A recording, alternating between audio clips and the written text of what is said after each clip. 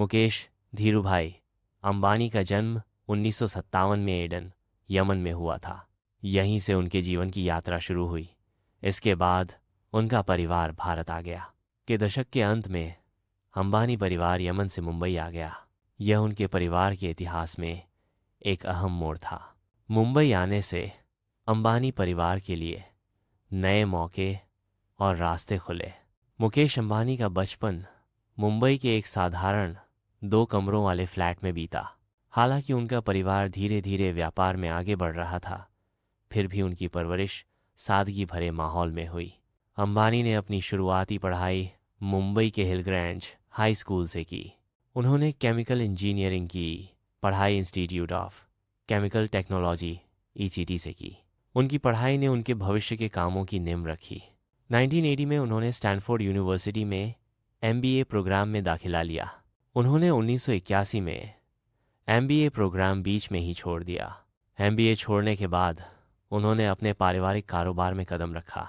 1981 में मुकेश अंबानी रिलायंस इंडस्ट्रीज़ में शामिल हुए, जिससे उनका कॉरपोरेट दुनिया में प्रवेश हुआ। उनका पहला काम रिलायंस में पॉलिएस्टर फाइबर और पेट्रोकेमिकल्स बिजनेस को बढ़ाना था। पॉलिएस्टर और पेट्रोकेमिकल्स पर यह रणनीतिक ध्यान 1980 के दशक में रिलायंस की बढ़त के लिए बहुत महत्वपूर्ण था। रिलायंस का टेक्सटाइल से रिफाइनिंग और पेट्रोकेमिकल्स में विस्तार एक अहम विविधीकरण रणनीति थी।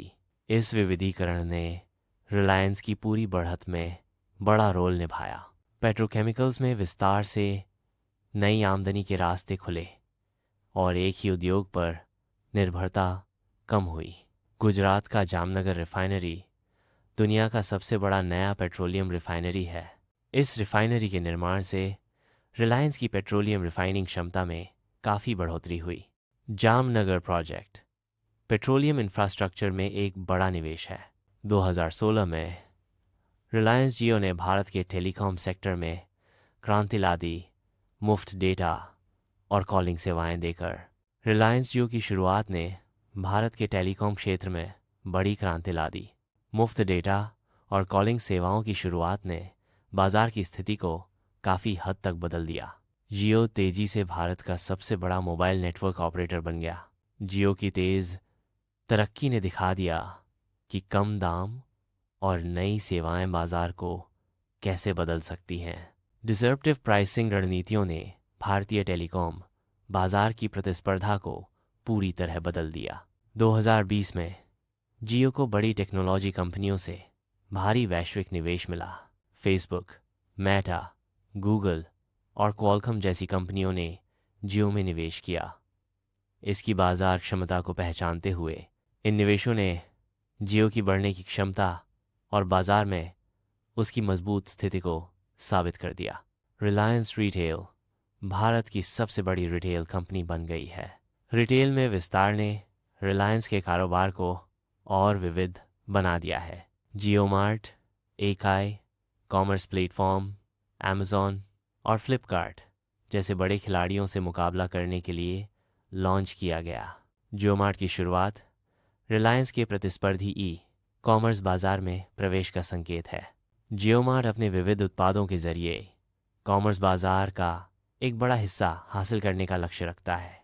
मुकेश अंबानी को फोर्ब्स लगातार दुनिया के शीर्ष 10 सबसे अमीर लोगों में शामिल करता है।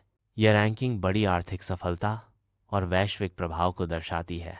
टाइम और फॉर्च्यून ने उन्हें दुनिया के सबसे प्रभावशाली व्यक्तियों में शामिल किया है। यह पहचान उनके व्यापार से बाहर भी प्रभाव दिखाती है। उनके नेतृत्व में रिलायंस भारत की सबसे बड़ी कंपनी बन गई। बाजार पूंजीकरण के हिसाब से यह उपलब्ध है उनके नेतृत्व और रणनीतिक व्यापार निर्णयों की सफलता को दर्शाती है। नीता अंबानी एक परोपकारी और रिलायंस फाउंडेशन की चेयरपर्सन है। उनका काम दान संबंधी गतिविधियों के प्रति उनकी प्रतिबद्धता को दिखाता है। रिलायंस फाउंडेशन विभिन्न सामाजिक पहलों का समर्थन करता है। रिलायंस फाउंडेशन ग्रामीण विकास की पहलों का समर्थन करता है। इन पहलों का उद्देश्य ग्रामीण समुदायों में जीवन की गुणवत्ता को बेहतर बनाना है। ग्रामीण विकास में बुनियादी ढांचे, शिक्षा और स्वास्थ्य सेवाओं में सुधार शामिल है। रिलायंस फाउंडेशन स्वास्थ्य और शिक्षा कार्यक्रमों का समर्थन करता है, जो सामाजिक कल्याण और विकास पर उसके फोकस को दिखाता है। फाउंडेशन की पहले रणनीतिक निवेशों के जरिए समुदाय की भलाई को बेहतर बनाने की प्रतिबद्धता को दर्शाती हैं। इन कार्यक्रमों को स्वास्थ्य परिणामों और शिक्षा के अवसरों में स्थायी सुधार लाने के लिए तैयार किया गया है। रिलायंस फाउंडेशन आपदा राहत कार्यों में सक्रिय रूप से भाग लेता है। आपदा राहत फाउंडेशन की मानवीय संकटों के प्रति तत्परता को दर्शाती है। फाउंडेशन की आपदा राहत पहले इसकी सामाजिक जिम्मेदारी के प्रति प्रतिबद्धता को दर्शाती हैं। रिलायंस फाउंडेशन खेलों को बढ़ावा देता है, जो खेल और फिटनेस के प्रति उसकी प्रतिबद्धता को दिखाता है। मुंबई इंडियंस आईपीएल टीम का स्वामित्व अंबानी परिवार की खेलों को बढ़ावा देने में उनकी भागीदारी को दर्शाता है। यह भागीदारी खेल संस्कृति और शारीरिक स्वास्थ्य को बढ़ावा देने में कॉर्पोरेट समर्थन के महत्व को दर्शाती है। मुकेश अंबानी को भारत की डिजिटल अर्थव्यवस्था में उनके परिवर्तनकारी प्रभाव के लिए पहचाना जाता है। उनका कार्य भारत की तकनीकी प्रगति में महत्वपूर्ण योगदान दर्शाता है। वैश्विक टेक्नोलॉजी दिग्गजों के साथ रणनीतिक साझेदारी से जियो प्लेटफॉर्म्स में भारी निवेश हुआ।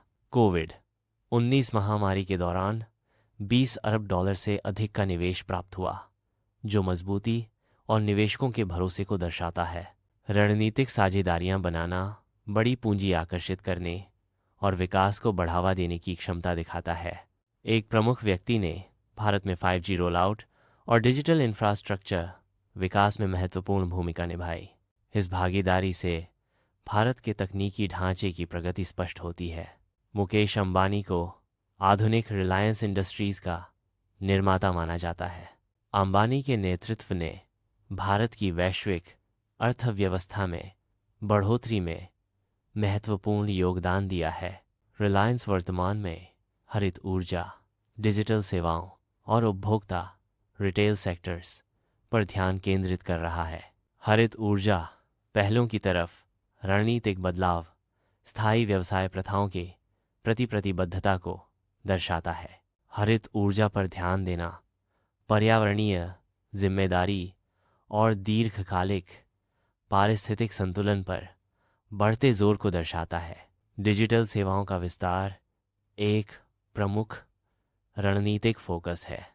डिजिटल सेवाओं का विस्तार आधुनिक पोर्टफोलियो में तकनीक के बढ़ते महत्व को दर्शाता है। 7. तकनीक का बढ़ता महत्व रिलायंस के पोर्टफोलियो में झलकता है। उपभोक्ता रिटेल में निरंतर विकास एक रणनीतिक प्राथमिकता है। यह विकास भारतीय उपभोक्ता बाजार की सेवा के प्रति प्रतिबद्धता को दिखाता है। रणनीतिक रिटेल विकास का उद्देश्य उपभोक्ताओं की पहुंच और संतुष्टि को बढ़ाना है,